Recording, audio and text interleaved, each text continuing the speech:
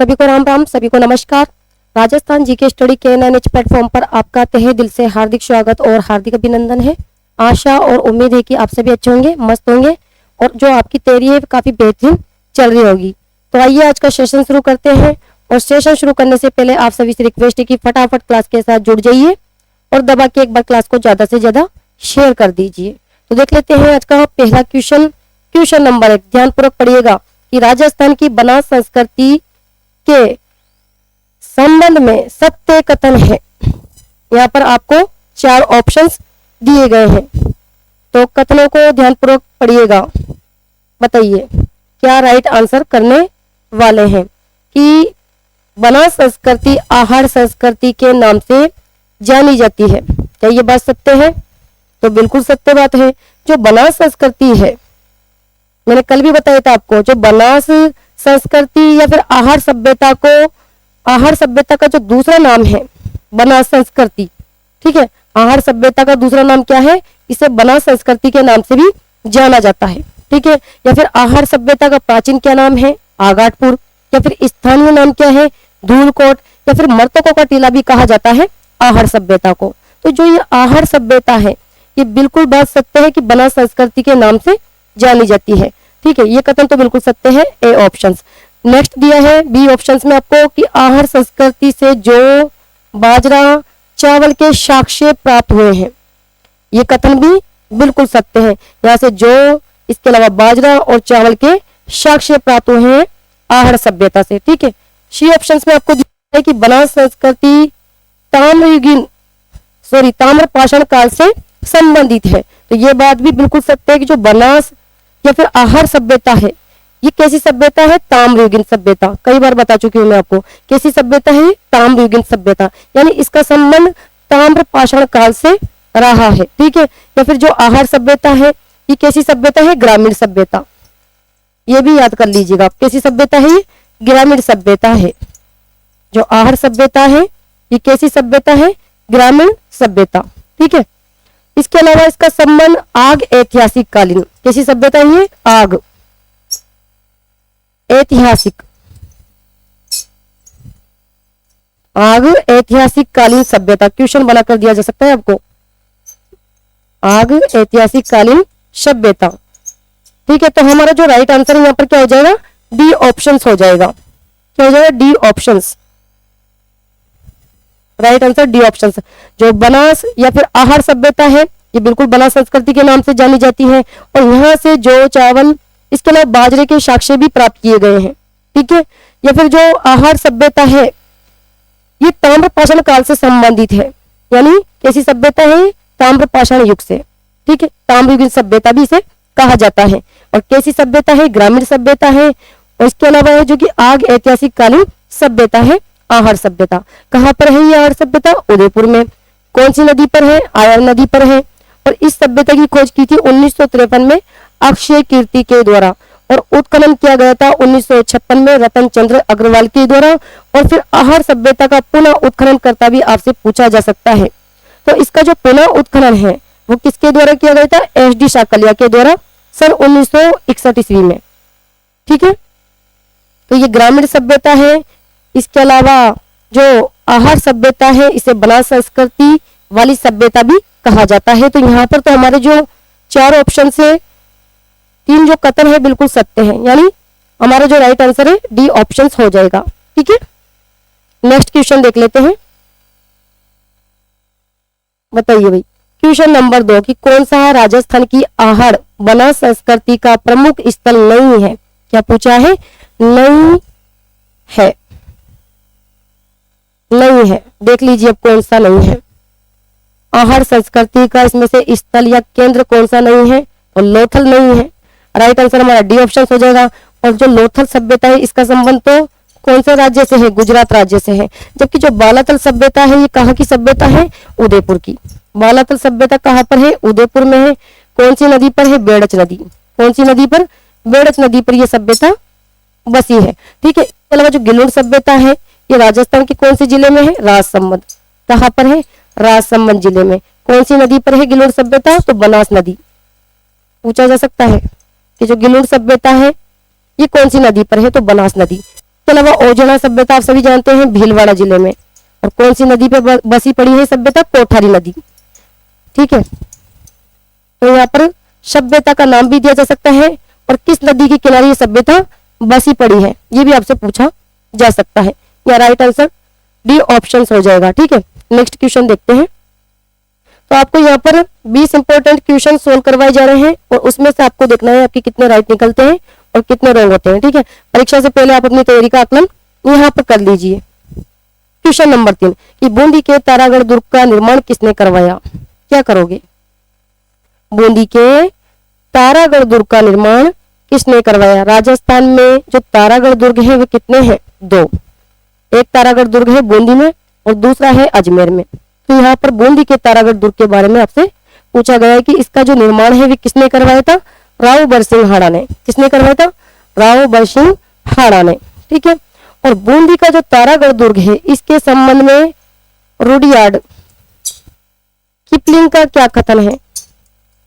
बताइए, Rudyard Kipling का क्या कथन है? कौन बताएगा? इसके संबंध में रुडयार्ड किपलिंग का क्या कथन है कि इस दुर्ग का निर्माण भूतों प्रेतों द्वारा किया हुआ लगता है। ये कथन कहा है तारागढ़ दुर्ग बूंदी के संबंध में रुडयार्ड किपलिंग ने कि इस दुर्ग का निर्माण भूतों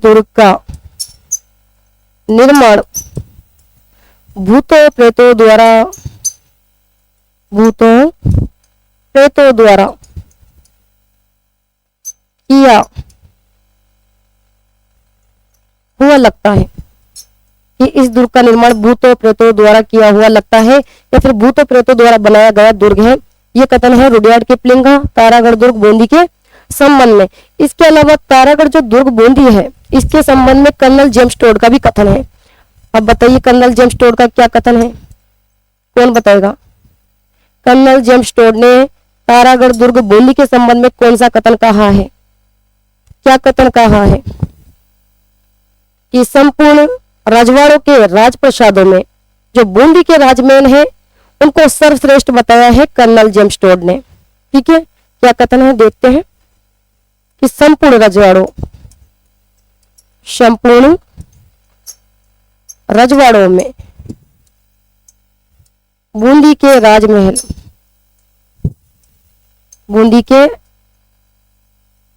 राजमहलों को सर्वश्रेष्ठ बताया है। सर्वश्रेष्ठ बताया है। किसने बताया है? कर्नल जेम्स टोड ने तारागढ़ दुर्ग बूंदी के किलों को। ठीक है, संपूर्ण राजप्रसादों में बूंदी के जो राजमहल है उन्हें सर्वश्रेष्ठ बताया है कर्नल जेम्स टोड ने। तो कोई भी कथन का नाम आपको यहाँ पर दिया जा सकता है कि इस दुर्ग का निर्माण भूतों प्रेतों द्वारा किया हुआ लगता है। ये कथन किसका है? तो रुडयार्ड किपलिंग का। या फिर संपूर्ण रजवाड़ों के राजप्रसादों में बूंदी के राजमहलों को सर्वश्रेष्ठ महल बताया है तो कर्नल जेम्स टोड ने। ठीक है, तो इस प्रकार से कथन दिए जा सकते हैं वहां पर आपको। नेक्स्ट क्वेश्चन देखते हैं, और भित्ति चित्रों के लिए भी प्रसिद्ध है इसके अलावा। ये बताइए क्वेश्चन नंबर 4 कि आमेर किला जयपुर में कौन सा भव्य मंदिर तोरण द्वार तथा गुरुड़ छतरी के लिए प्रसिद्ध है? यहाँ पर आपको 4 ऑप्शंस दे दिए गए हैं। क्या करोगे? क्या करने वाले हैं? D options. यहाँ पर हमारा जो राइट आंसर होगा वो क्या होगा? डी ऑप्शंस हो जाएगा। ठीक है, हमारा राइट आंसर डी ऑप्शंस। और जो ये है जगत शिरोमणि मंदिर, ये कहां पर है? आमेर जयपुर में। जगत शिरोमणि मंदिर,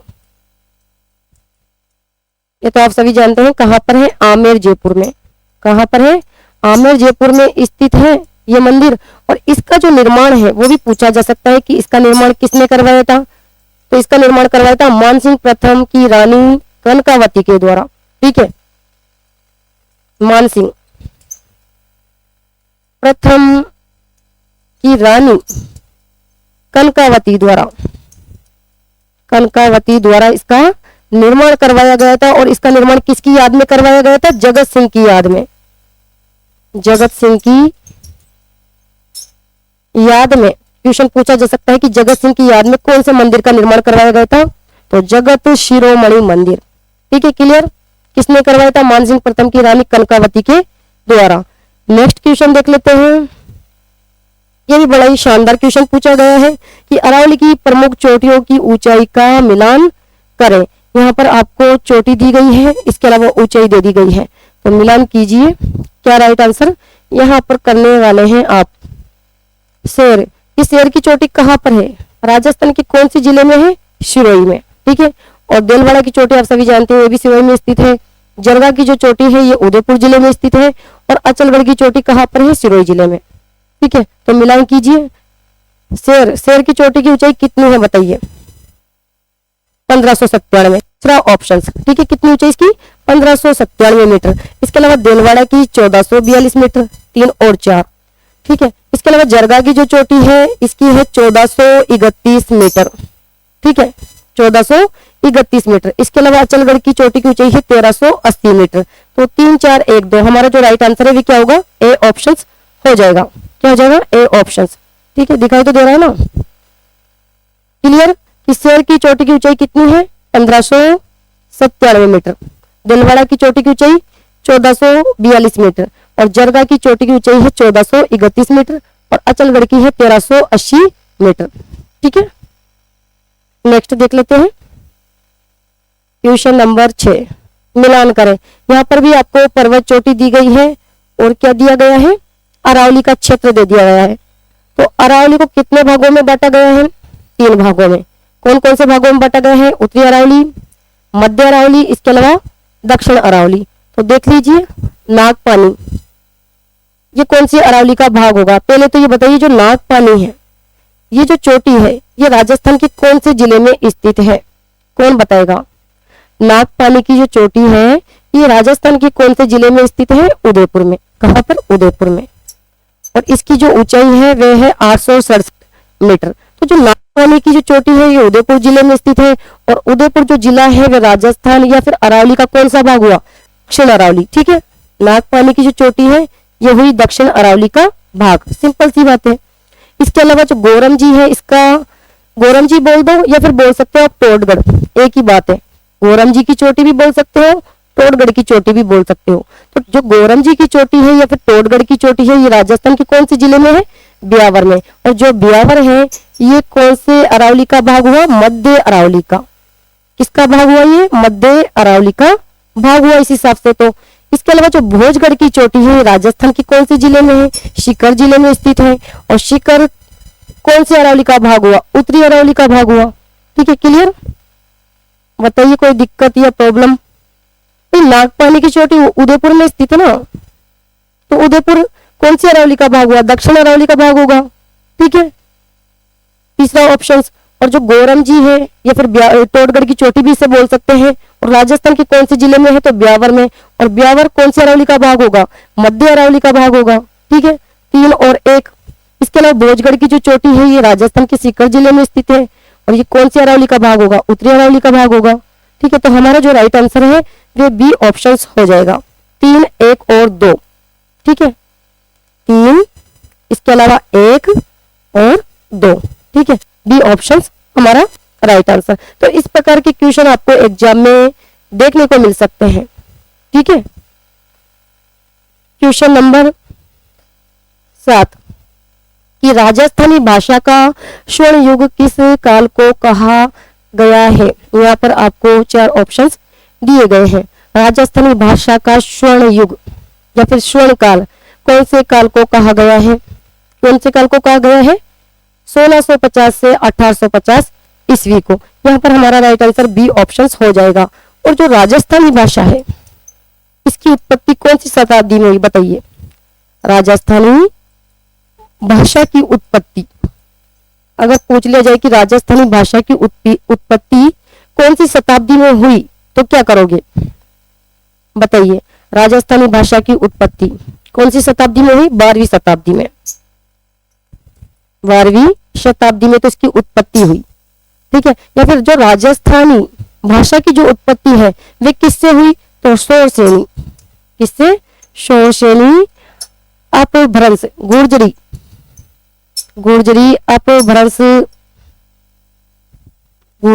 अपभ्रंश शैली से हुई। ठीक है, ये भी पूछा जाता है एग्जाम में। या फिर पूछा जा सकता है कि राजस्थानी भाषा का स्वर्णकाल, राजस्थानी भाषा का स्वर्णकाल भी पूछा जा सकता है। राजस्थानी भाषा का स्वर्णकाल माना गया है कौन से काल को, तो वो माना गया है 16वीं शताब्दी को। कौन सी शताब्दी को? 16वीं शताब्दी को।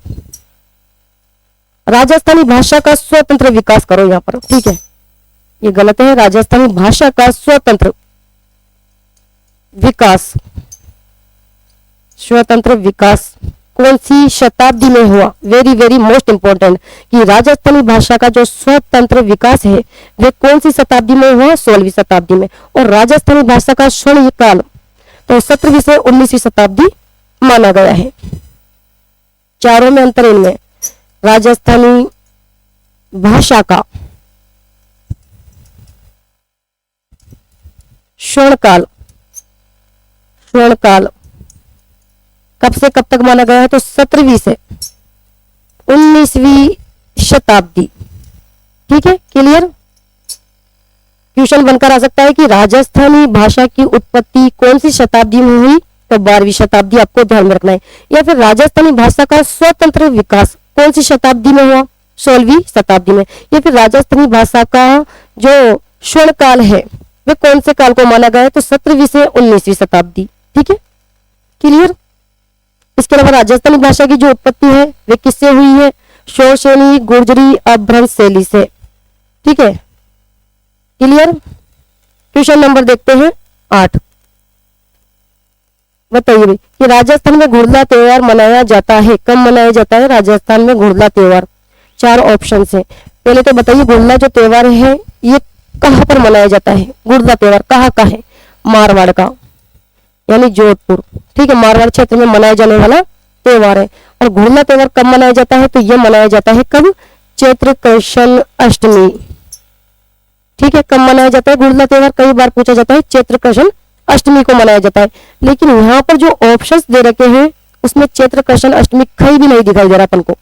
ठीक है, तो अब एक बात ध्यान दीजिए। अब जो घुड़ला त्योहार है उसकी जो शुरुआत होती है, उसकी जो शुरुआत होती है, घुड़ला त्योहार की शुरुआत वो होती है चैत्र कृष्ण अष्टमी से। ठीक है, और इसकी चैत्र कृष्ण अष्टमी से तो शुरुआत हो जाती है, लेकिन कब तक चलता है ये? चैत्र शुक्ल तृतीया तक, चैत्र शुक्ल तृतीया तक चलता है ये त्योहार। तो हमारा जो राइट आंसर हो जाएगा इस क्वेश्चन के अकॉर्डिंग तो सी ऑप्शन। ठीक है, यानी घुड़ला जो त्योहार है उसकी शुरुआत चैत्र कृष्ण अष्टमी से हो जाती है और कब तक चलता है ये? चैत्र शुक्ल तृतीया, यानी गणगौर तक चलता है ये त्योहार। ठीक है, तो राइट आंसर क्वेश्चन के अकॉर्डिंग तो हमारा सी ऑप्शन होगा। ठीक है, इसके अलावा कार्तिक शुक्ल एकादशी, इसको कौन सा त्योहार मनाया जाता है? बताइए, यहाँ पर आपको तिथि दी गई है, कार्तिक शुक्ल एकादशी पूछा जा सकता है कौन सा त्योहार मनाया जाता है? तो देवउठनी ग्यारस। कौन सा त्योहार? देवउठनी ग्यारस का त्योहार मनाया जाता है कार्तिक शुक्ल एकादशी को। इसके अलावा भाद्रपद शुक्ल तृतीया को कौन बताएगा कि कौन सा त्योहार मनाया जाता है? भाद्रपद शुक्ल तृतीया को भाई बड़ी तीज, बूढ़ी तीज, कजली तीज, सातुड़ी तीज ये तो ना मनाई जाती है। भाद्रपद शुक्ल तृतीया को तो ना मनाई जाती है, भाद्रपद कृष्ण तृतीया को मनाई जाती है। तो यहाँ पर दिया गया है भाद्रपद शुक्ल तृतीया, तो इस दिन मनाई जाती है हरतालिका तीज। कौन सा त्योहार? हरतालिका तीज मनाई जाती है इस दिन। तो ठीक है, हरतालिका तीज, जिसमें शिव और पार्वती की क्या की जाती है? पूजा की जाती है। बस थोड़ा सा यहाँ पर शुक्ल और कृष्ण पक्ष का आपको ध्यान में रखना है। बड़ी तीज, बूढ़ी तीज, कजली तीज और सातुड़ी तीज ये मनाई जाती है भाद्रपद कृष्ण तृतीया को, जबकि हरतालिका तीज मनाई जाती है भाद्रपद शुक्ल तृतीया को। और छोटी तीज का त्योहार मनाया जाता है श्रावण शुक्ल तृतीया को। ठीक है, श्रावण शुक्ल तृतीया को मनाई जाती है छोटी तीज। और कहां पर मनाई जाती है? जयपुर। ठीक है, क्लियर, सारे ऑप्शंस क्लियर हो गए यहाँ पर। ठीक है, नेक्स्ट क्वेश्चन देख लेते हैं। क्वेश्चन नंबर 9 कि शंप सभा का प्रथम अधिवेशन कब हुआ? कौन बताएगा? क्वेश्चन को ध्यानपूर्वक पढ़ा करो। शंप सभा का प्रथम अधिवेशन पूछा गया है, ना कि आपसे यहाँ पर क्या पूछी जा रही है? स्थापना। क्या पूछा जा रहा है यहाँ पर? प्रथम अधिवेशन। शंप सभा का प्रथम अधिवेशन पूछा गया है। बात करें अगर संप सभा, अगर ये पूछता कि संप सभा की स्थापना कब की गई तो 1883 कर देते। वो संप सभा की स्थापना कब की गई थी? 1883 में। और संप सभा के जो संस्थापक थे वे कौन थे? गोविंद गिरी। कौन थे? गोविंद गिरी।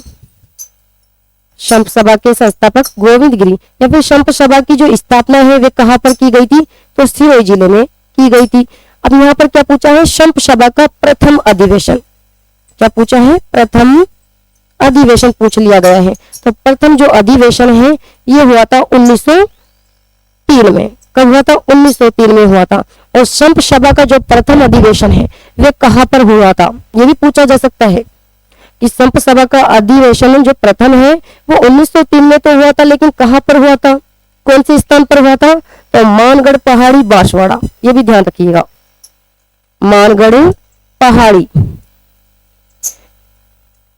और ये मानगढ़ पहाड़ी का पर बांसवाड़ा, इसका जो प्रथम अधिवेशन है वे मानगढ़ पहाड़ी बांसवाड़ा में हुआ था। ठीक है, तो इस प्रकार से क्वेश्चन आपको देखने को मिल सकते हैं एग्जाम में, तो ध्यानपूर्वक पढ़िएगा।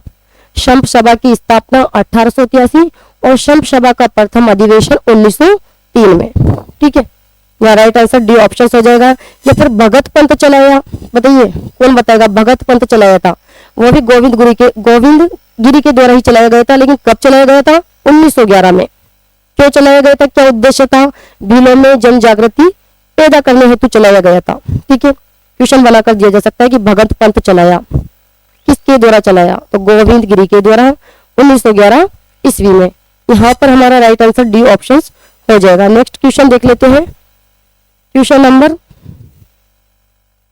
10। बताइए कि संयुक्त राजस्थान के प्रधानमंत्री थे। ये ऐसे क्वेश्चन है जो एग्जाम में कई बार पूछे जा चुके हैं। ठीक है, बार बार रिपीट भी होते हैं, पेपर में देखने को भी मिलते हैं आपको। तो बताइए कि संयुक्त राजस्थान के जो प्रधानमंत्री का नाम पूछा गया है। यहाँ पर संयुक्त राजस्थान के प्रधानमंत्री थे। यहाँ पर आपको चरण दिया गया है संयुक्त राजस्थान। और संयुक्त राजस्थान कौन सा चरण था? तृतीय चरण। तो तृतीय चरण के प्रधानमंत्री का नाम आपसे पूछा गया है। कौन थे? Manikyalal Verma. Right answer C option हो जाएगा। और जो संयुक्त राजस्थान है, ये जो संयुक्त राजस्थान है इसका निर्माण कब हुआ था? कौन बताएगा? संयुक्त राजस्थान का निर्माण कब हुआ था? 18 अप्रैल 1948 को। कब हुआ था? 18 अप्रैल 1948 को इसका क्या हुआ था? निर्माण हुआ था। और उसके प्रधानमंत्री थे माणिक्यलाल वर्मा। जो हीरालाल शास्त्री थे, यहाँ पर दे रखा है ऑप्शन से में हीरालाल शास्त्री, ये कौन से संघ के प्रधानमंत्री थे? नाम बता दीजिए उस संघ का। क्या करोगे? व्रत राजस्थान संघ। किसके प्रधानमंत्री थे? व्रत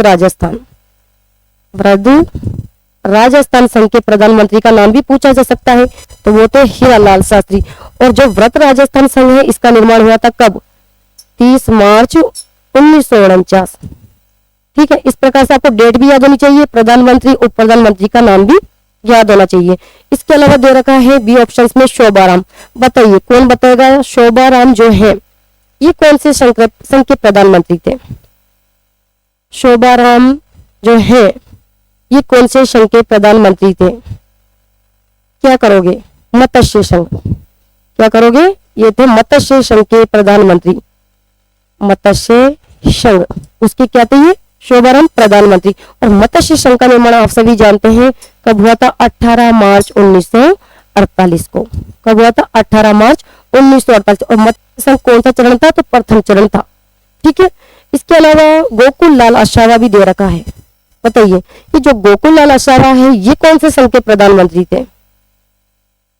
तो क्वेश्चनों को तो कैसे भी दिया जा सकता है यहाँ पर कि गोकुल लाल जो असावा है ये किस संघ के प्रधानमंत्री थे? पूर्व राजस्थान संघ यानी द्वितीय चरण के प्रधानमंत्री रहे थे ये। ठीक है, पूर्व राजस्थान संघ के प्रधानमंत्री थे गोकुल लाल असावा। और पूर्व राजस्थान संघ का निर्माण कब हुआ था? तो 25 मार्च 1948। तो एक एक बातें आपको क्या होनी चाहिए? क्लियर याद होनी चाहिए। ठीक है, ये कौन सा चरण है? पूर्व राजस्थान संघ द्वितीय चरण। या फिर मत्स्य संघ कौन सा चरण है? प्रथम चरण। और प्रथम चरण का निर्माण कब हुआ था? या फिर व्रत राजस्थान संघ कौन सा चरण है? चतुर्थ चरण। ठीक है, इस प्रकार से आपको पूरा क्लियर होना चाहिए ये वाला चैप्टर में। जो भी है क्वेश्चन जरूर पूछा जाता है, ठीक है। या तो एकीकरण कब हुआ, या एकीकरण में कितने चरण थे, या एकीकरण कब पूरा हुआ, या फिर प्रधानमंत्री का नाम, या फिर डेट वगैरह आपसे यहां पर पूछी जाती है। नेक्स्ट देख लेते हैं, कालीबंगा क्षेत्र से कितनी अग्नि वेदिकाएं प्राप्त हुई, कौन बताएगा। कालीबंगा सभ्यता है या फिर जो क्षेत्र है, इससे कितनी अग्नि वेदिकाएं यहां से प्राप्त की गई थी। क्या करोगे, 5 अग्नि वेदिकाएं तो ना प्राप्त की गई थी, कितनी की गई थी, 7। कितनी, 7 अग्नि वेदिकाएं प्राप्त की गई थी।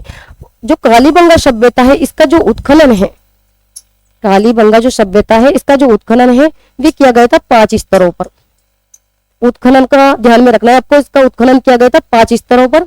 और कालीबंगा जो सभ्यता है इससे 7 अग्नि वेदिकाएं प्राप्त की गई थी। और कालीबंगा कैसी सभ्यता है, तो ये है कांस्ययुगीन सभ्यता।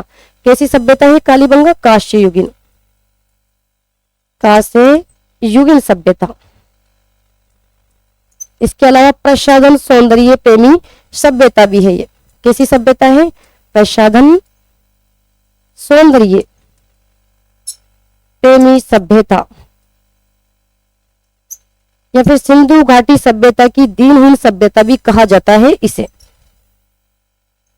सिंधु घाटी सभ्यता की दीनहीन सभ्यता कहा जाता है, तो कालीबंगा सभ्यता को कहा जाता है। या फिर हड़प्पा सभ्यता की तृतीय राजधानी, क्वेश्चन बना कर दिया जा सकता है कि हड़प्पा सभ्यता की तृतीय राजधानी किसको बताया गया है, कालीबंगा सभ्यता को। और किसके द्वारा बताया गया है, तो डॉक्टर दशरथ शर्मा के अनुसार, डॉक्टर दशरथ शर्मा के अनुसार कालीबंगा जो सभ्यता है इसे हड़प्पा सभ्यता की तृतीय राजधानी बताया गया है। तो कुछ भी दिया जा सकता है कि कालीबंगा निम्न में से कौन सी सभ्यता है, तो कांस्ययुगीन सभ्यता है। या फिर प्रसाधन सौंदर्य प्रेमी सभ्यता है, तो कालीबंगा सभ्यता। या फिर पूछा जा सकता है कि सिंधु घाटी सभ्यता की दीनहीन सभ्यता कहा जाता है, तो वो भी कालीबंगा को कहा जाता है। या फिर हड़प्पा सभ्यता की तृतीय राजधानी कहा जाता है, तो कालीबंगा सभ्यता को। और किसके द्वारा कथन है, डॉक्टर दशरथ शर्मा के अनुसार। ठीक है, यहां तक क्लियर। आगे बढ़े, क्वेश्चन नंबर देखते हैं।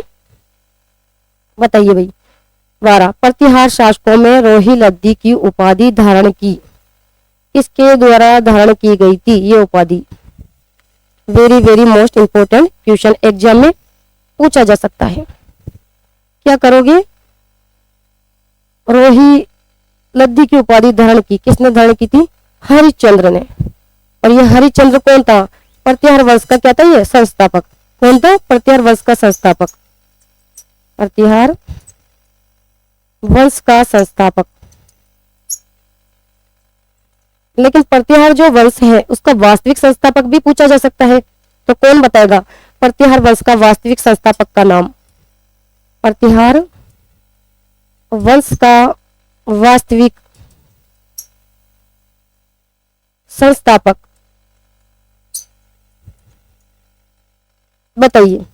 प्रतिहार वंश का वास्तविक संस्थापक का नाम आपसे यहाँ पर पूछा जा रहा है, तो कौन बताएगा। प्रतिहार वंश के जो संस्थापक थे वो तो है हरिश्चंद्र, लेकिन प्रतिहार वंश का वास्तविक संस्थापक अगर आपसे पूछा जाए तो आपको करना है नागभट्ट प्रथम। ठीक है, क्या करना है, नागभट्ट प्रथम करना है भाई। ठीक है, इसके अलावा जो रज्जील है इसने मंडोर में प्रतिहारों की क्या शुरू की थी, वंशावली। ये भी ध्यान रख लीजिए आप, मंडोर के प्रतिहारों की वंशावली की शुरुआत। पूछा जा सकता है कि मंडोर के हारों की वंशावली की शुरुआत किसके द्वारा की गई थी, रज्जील। ठीक है, और मिहिर भोज इसने कौन सी उपाधि धारण की है, तो आदिवरा। क्वेश्चन बनाकर दिया जाता है कि आदिवरा की उपाधि किस शासक ने धारण की है, तो मिहिर भोज। ठीक है, या फिर जो महेंद्र पाल प्रथम है, यहाँ पर प्रथम कर लीजिए, महेंद्र पाल जो प्रथम है इन्हें कहा जाता है निर्भय नरेश। निर्भय नरेश क्वेश्चन बनाकर दिया जा सकता है कि निर्भय नरेश की उपाधि किसने धारण की है, तो महेंद्र पाल प्रथम ने। ठीक है, clear. Right answer C options. Next देख लेते हैं। बताइए कि मुगल सम्राट जहांगीर ने दल दमन की उपाधि किसे प्रदान की थी। यहाँ पर 4 ऑप्शंस हैं। दल दमन की उपाधि किसके द्वारा दी गई थी। ये उपाधि दे रहा था जहांगीर। किसने दी थी। जहांगीर ने। और कौन सी उपाधि। दल दमन की उपाधि। ये किसको दी थी। जहांगीर के द्वारा दल दमन की उपाधि किस शासक ने धारण की थी। तो वो धारण की थी गज सिंह ने। किसने। गज सिंह ने। यहाँ पर राइट आंसर हमारा ए ऑप्शन। जबकि सूर सिंह को तो कौन सी उपाधि दी गई थी। कौन बताएगा कि सूर सिंह ने कौन सी उपाधि धारण की थी और किसके द्वारा वो उपाधि दी गई थी। बताइए। सूर सिंह ने कौन सी उपाधि धारण की थी। सवाई। सूर सिंह को उपाधि दी गई थी सवाई की उपाधि। तो ये सवाई की उपाधि किसके द्वारा दी गई थी। तो अकबर द्वारा। किसके द्वारा। अकबर द्वारा। ये सारे जो आपको यहाँ पर प्रैक्टिस करवाए जा रहे हैं काफी इंपॉर्टेंस रहने वाले हैं क्योंकि क्वेश्चन यहाँ से आते हैं। ठीक है। कि सूर सिंह को जो सवाई की उपाधि भी किसने दी थी। अकबर के द्वारा। और सवाई जय सिंह को जो सवाई की उपाधि है। सवाई जय सिंह को कौन सी उपाधि दी थी। सवाई की उपाधि। ये जो सवाई की उपाधि है ये किसने दी थी। औरंगजेब द्वारा। किसने। औरंगजेब द्वारा। और सवाई जय सिंह को राजराजेश्वर की उपाधि किसने दी। बताइए। क्वेश्चन पूछा जा सकता है कि सवाई जय सिंह को राजराजेश्वर की उपाधि किसके द्वारा दी गई थी। तो मोहम्मद शाह ने। ठीक है। सवाई जय सिंह को सवाई की उपाधि औरंगजेब द्वारा और सवाई जय सिंह को राजराजेश्वर की उपाधि मोहम्मद शाह ने। और अनूप सिंह इनको कौन सी उपाधि दी थी और किसके द्वारा दी गई। तो अनूप सिंह ने उपाधि धारण की थी माही मराठियों की। माही मराठियों। कि माही मराठियों की उपाधि किसने धारण की। अनूप सिंह ने। और माही मराठियों की उपाधि किसके द्वारा दी गई अनूप सिंह को। तो ये दी गई थी औरंगजेब द्वारा। किसके द्वारा। औरंगजेब द्वारा दी गई। तो उपाधि भी पता होनी चाहिए और किसके द्वारा दी गई ये भी आपको ध्यान में होना चाहिए। ठीक है। नेक्स्ट देख लेते हैं। क्वेश्चन नंबर 14 कि देवताओं की शाल स्थित है। क्या करेंगे। देवताओं की शाल कहाँ पर स्थित है। देवताओं की शाल मंदसौर जोधपुर। ठीक है। राइट आंसर बी ऑप्शन होगा। पुष्कर में तो ब्रह्मा जी का मंदिर है। ब्रह्मा जी मंदिर ये कहाँ पर है। पुष्कर अजमेर में। इसके अलावा झालरा पाटन यहाँ पर कौन सा मंदिर है। शीतलेश्वर मंदिर। शीतलेश्वर मंदिर यानी राजस्थान का सबसे प्राचीन क्या है। तिथि युक्त मंदिर है जिसकी तिथि है 689 ईस्वी। ठीक है। और नाथ द्वारा यहाँ पर कौन सा मंदिर है। श्रीनाथ जी का मंदिर है। या फिर पिछवाड़ों का संबंध कहाँ से है। तो नाथ द्वारा से है। ठीक है। श्रीनाथ जी का मंदिर। श्रीनाथ जी का मंदिर नाथ द्वारा राज संबंध में स्थित है। या फिर पिछवाइयों का संबंध कहाँ से है। तो नाथ द्वारा से। पिछवाइयों का संबंध कहाँ से है। नाथ द्वारा राज संबंध से। ठीक है। नेक्स्ट देख लेते हैं। बताइए भाई कि वंश भास्कर का लेखक कौन था। वंश भास्कर का लेखक कौन था। 4 ऑप्शंस हैं। तो ये तो आप सभी जानते हैं सूर्यमल मिश्रण। कौन थे। सूर्यमल मिश्रण। और राजस्थान के क्या है। राज्य कवि है। इसके अलावा और बता दीजिए इनके द्वारा कौन कौन से ग्रंथों की रचना की गई है। एक तो वीर सस्सई छंदोमयूक राम रंजाट शती रासो। इसके अलावा शती रासो। ठीक है। या फिर बलवंत विलास।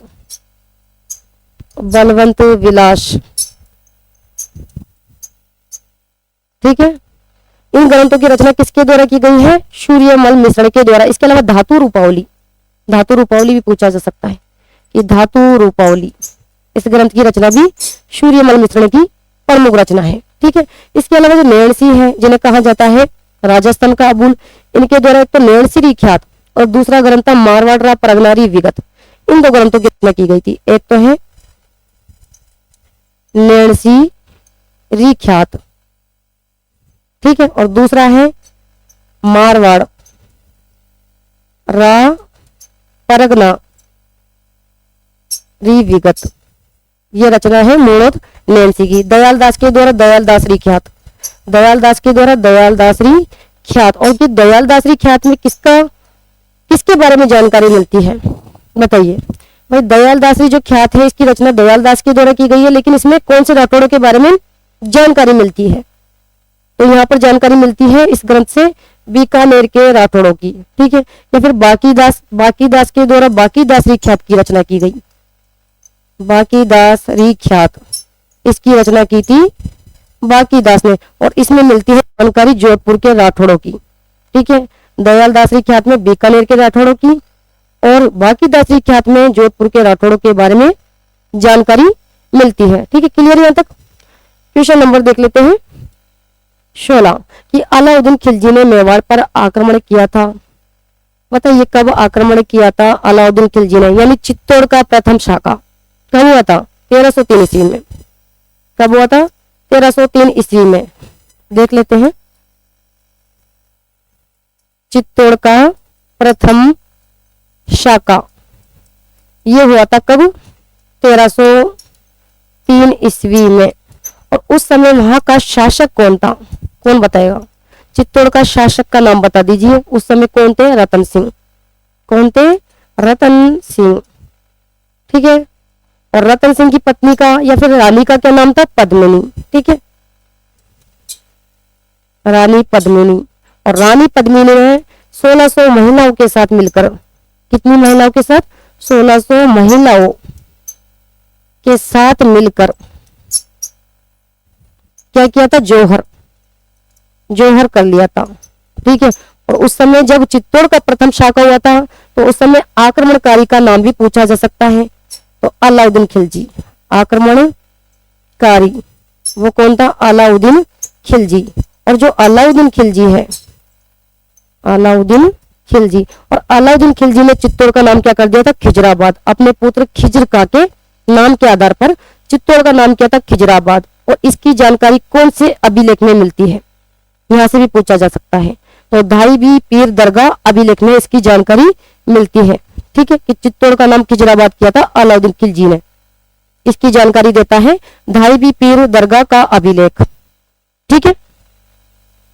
नेक्स्ट देख लेते हैं क्वेश्चन नंबर 17 की मालती माधव के चित्र हैं, यानी जो मालती माधव के चित्र हैं उनका संबंध कौन सी चित्रकला शैली से है? यहाँ पर आपको 4 ऑप्शंस देखने को मिल रहे हैं। बताइए मालती माधव के चित्रों का संबंध कौन सी चित्रकला शैली से है? तो मेवाड़ शैली से। यहाँ पर राइट आंसर ए ऑप्शन हो जाएगा।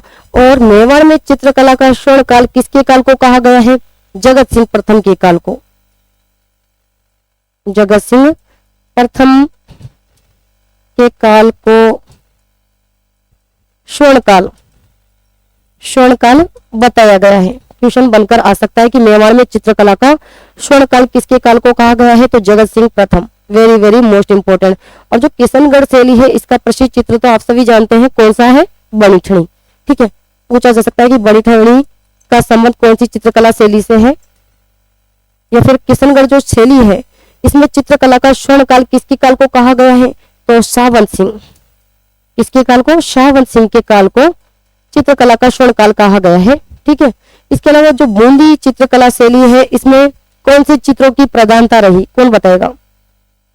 बूंदी जो चित्रकला शैली है इसमें किस प्रकार के चित्रों की प्रधानता रही? तो इसमें रही है पशु पक्षियों के चित्रों की प्रधानता।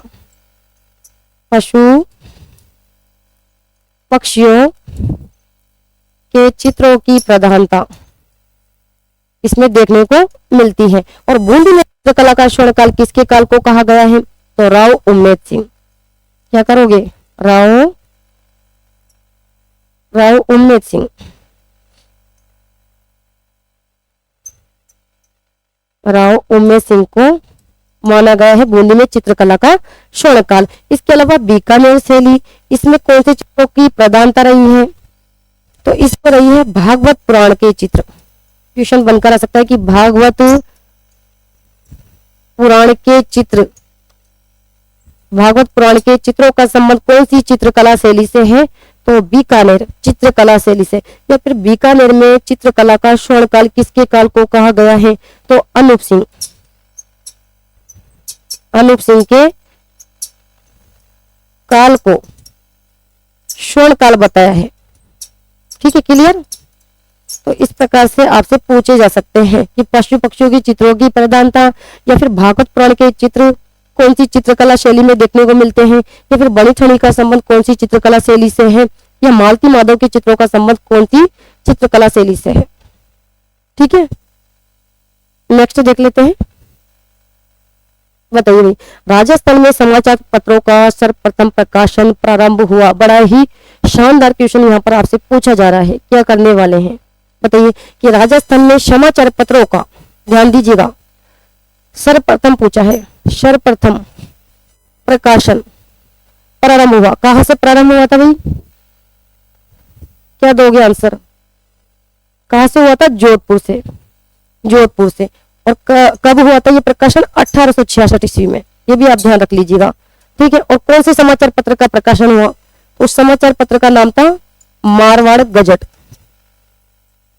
ठीक है, तो यहाँ पर सर्वप्रथम ही तो पूछा गया है कि राजस्थान में समाचार पत्रों का सर्वप्रथम प्रकाशन कहां से हुआ था, जोधपुर से। कब हुआ था, 1866 ईस्वी में। और कौन सा समाचार पत्र था, तो मारवाड़ गजट। और दूसरे नंबर पर आप सभी जानते हैं उदयपुर से हुआ था समाचार पत्र, कौन सा, सज्जन कीर्ति सुधाकर, 1879 में। ठीक है, नेक्स्ट बताइए कि पोपाबाई की पोल नामक पुस्तक किसने लिखी, क्या करोगे, पोपाबाई की पोल, ये पोपाबाई की जो पोल नामक पुस्तक है वो किसके द्वारा लिखी गई थी, जयनारायण व्यास के द्वारा। और जयनारायण व्यास को कहा जाता है मारवाड़ का गांधी, या फिर कहा जाता है लक्कड़ फक्कड़, या फिर कहा जाता है धुन का धनी। ठीक है, या फिर शेर ए राजस्थान भी कहा जाता है।